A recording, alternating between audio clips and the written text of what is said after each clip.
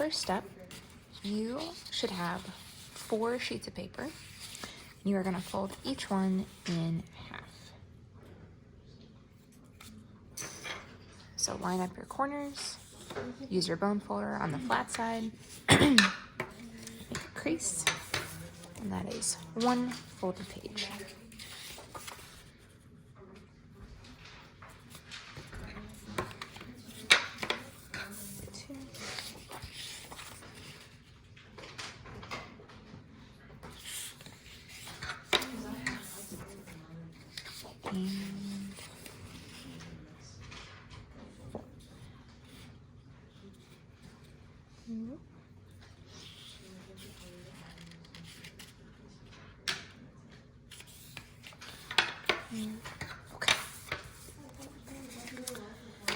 Next up, if you are using a wraparound fly sheet that you want to create a spine on the end like this, so you see that stripe of the fly sheet, you are going to take your long fly sheet, you are going to fold it so that it is close to the end, but leaving a tiny gap like so.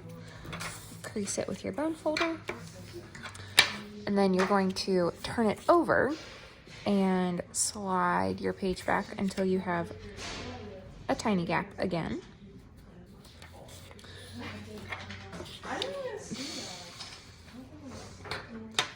And then crease. And once you have that, you can kind of scooch it and you should have a teeny tiny little spine on the end.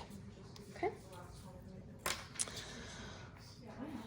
All right.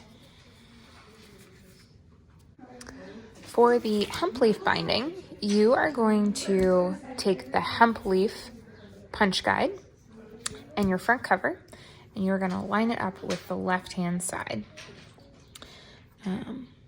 Make sure that they're lined up really well. And then you are going to mark at the end of each of the lines, 4 down. And then you are also going to mark inside each of these punched holes. And there will be 5 that you do. So 1, 2, 3, 4, 5 at the bottom. This is easier to do if you have a mechanical pencil than a regular pencil. All right, so when you're done, oh, that one should be a little darker. You should have 9 holes. So we are gonna number them starting at the top. So 1, 2, 3, 4, 5, 6, 7, make that darker, 8, and 9. Yours should look like this when you are finished. To set up your book for the hemp leaf binding, first make sure that all of your pages are folded in half and that the folds are all on the same side and stacked one after the other. These are going to be French folded, so we want these folds showing. If you are using 2 fly sheets, then you'll stack one underneath and one on top of all of your pages to make a sandwich.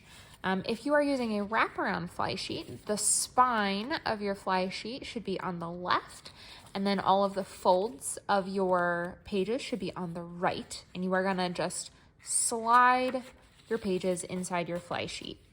It's very important to make sure that your spine is on the left and that all those folds are sticking out on the right because we want to see those. You are going to put your front cover on top of your stack and your back cover underneath, and then double check and make sure that all of your marks and your dots are on the left right next to your spine and that your folds are on the right hand side. You are going to tap these, get them all into a position that you're happy with, lined up, and then you are going to take one binder clip and clip up at the top of your book on this edge, just a little bit in from your marks. And then you're also going to clip on the bottom of your book, making sure, again, that you're inside a little bit from the marks. Okay? Next, you're going to need to put down your cutting mat and grab and awl, and you are going to lay down your book on your cutting mat with all of your marks showing face up. You are going to be punching 9 holes in total. So each of the dots that you marked, you're going to line up your awl and push down nice and hard with a little wiggle. And you are going to do that for each one all the way down. Once you've punched all of your holes from the front side, they will probably only have very small marks on the back, so we need to push them all the way through. So once you pick your book up, you are gonna push and twist your awl to get it to go through. Now, you should make sure that your fingers are on either side of the hole, not on top of it, because you don't want to poke yourself, but give it some good support. And then push until the awl is about 1/4 of an inch of the way through. You don't have to push it all the way.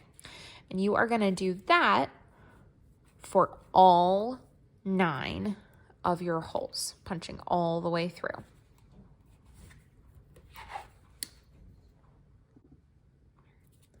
Once you've got all of your holes punched all the way through, so it looks like this on the back, you are gonna get whatever color embroidery thread that you want to use for this style.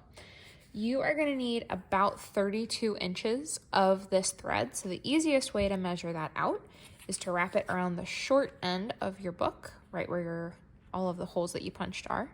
Leave a little bit of a tail, and then you're going to wrap it around 1, 2, 3, 4, 5, 6, 7, 8 times. So you should have 4 strings on the front and 4 strings on the back. Give it a little bit of extra just so you've got wiggle room, and then cut that off. From here, you are gonna take your thread and you're gonna thread it onto a needle.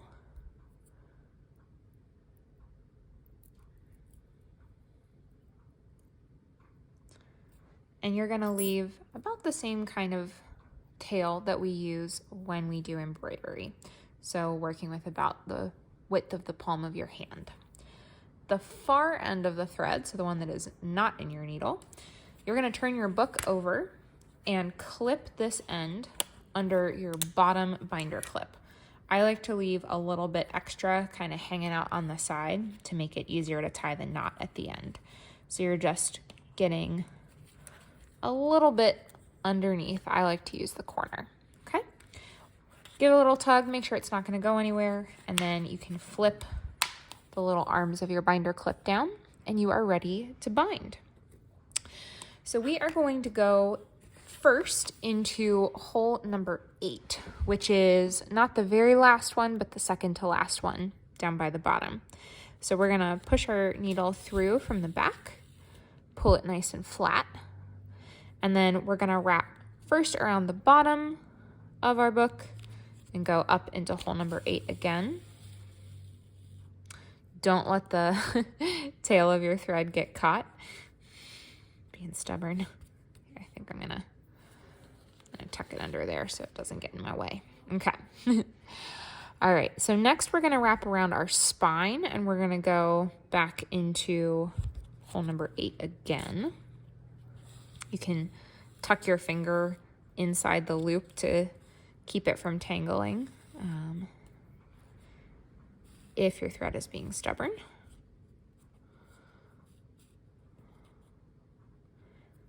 Pull it nice and snug. Make sure that you like how it's sitting. Each one should be perpendicular to the edge that it's wrapping around. And then we're going to flip to the front, but we are going to go down to hole number 9. So go down, pull it nice and flat so we get that diagonal line. And then we're going to wrap around the bottom and go back into hole number 9 from the front. Oh, nope, bottom first. All right, so go around the bottom, pull it nice and snug, and then we're going to go around the spine and go back into hole number 9 again.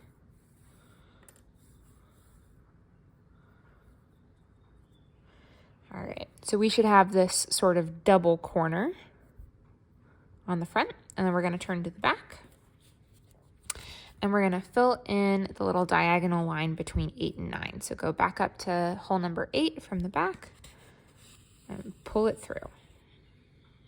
Okay, so now we should have the double corner on the back as well as on the front. Go ahead and turn to the front, and we are going to go, let's see, from here, we are going to go to number 7. And we're going to pull that nice and flat.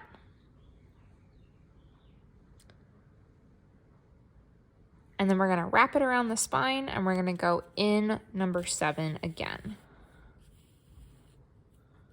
Okay. There we go.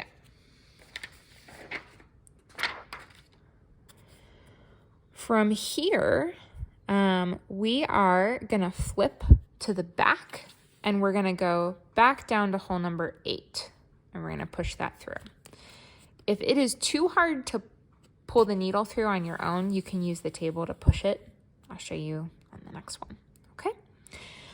All right. So now we're going to flip to the front. We should be coming out of hole number 8.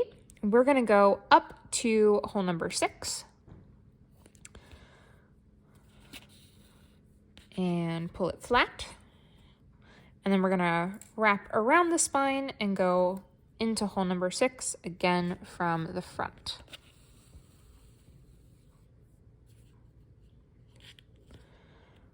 All right. So ours should be looking like this at the moment.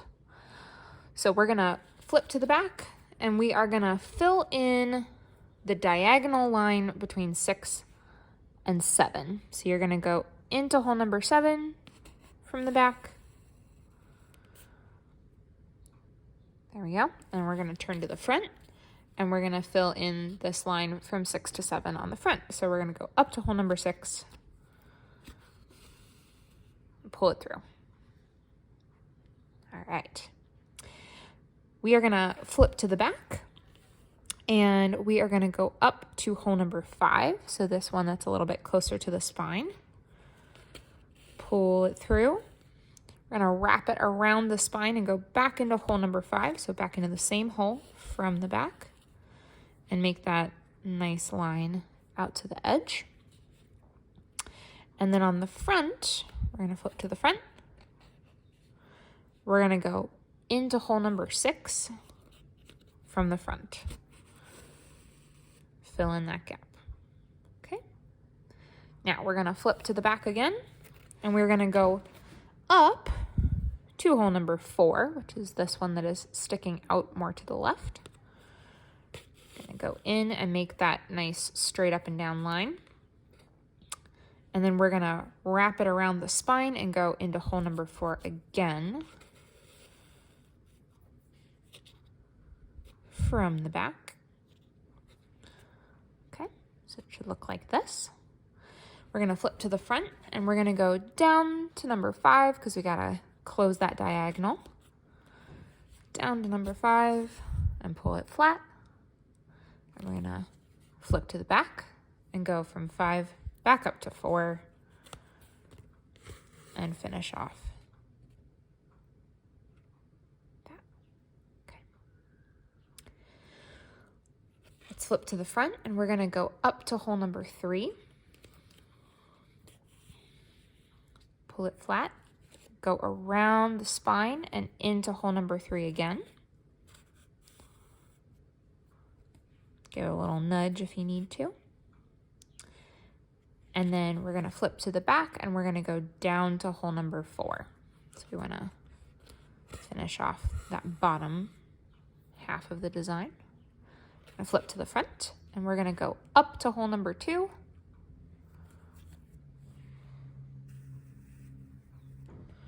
Okay.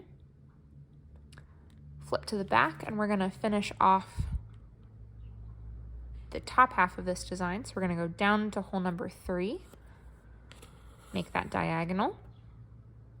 Then we're going to flip to the front, go back into 2 from the front, and make that diagonal. All right. Now, we just got our corners left. So we're gonna wrap it around the spine and we're gonna go back in hole number 2 from the front. And then we're gonna go around the top of the book and go in hole number 2 from the front. Give a little nudge if you need to. Okay. We're gonna flip to the back.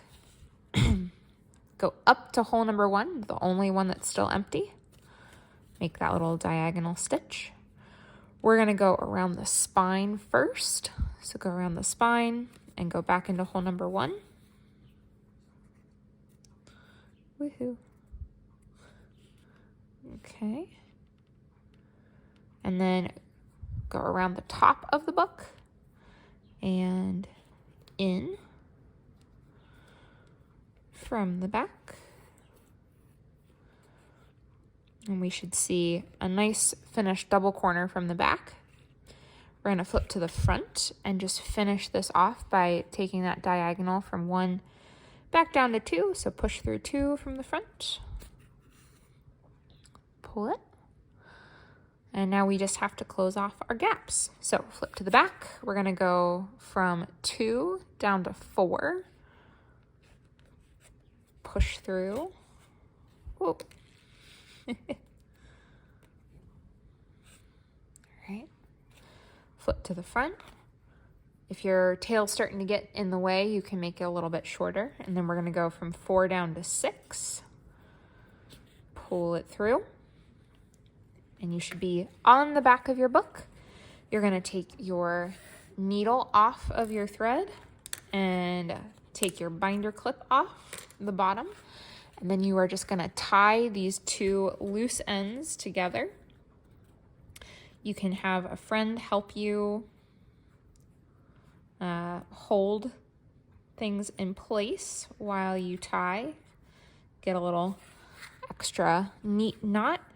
You could tie these ends in a little bow. You could leave them long, or you can trim them. If you trim them, don't trim them too short. Leave about 1/4 of an inch so that the knot doesn't come untied too easily. You can take your other binder clip off, and then all that you've got left to do to finish up is to erase your numbers on the front and then write your name inside the back cover in pencil so that we know whose it is. There we go.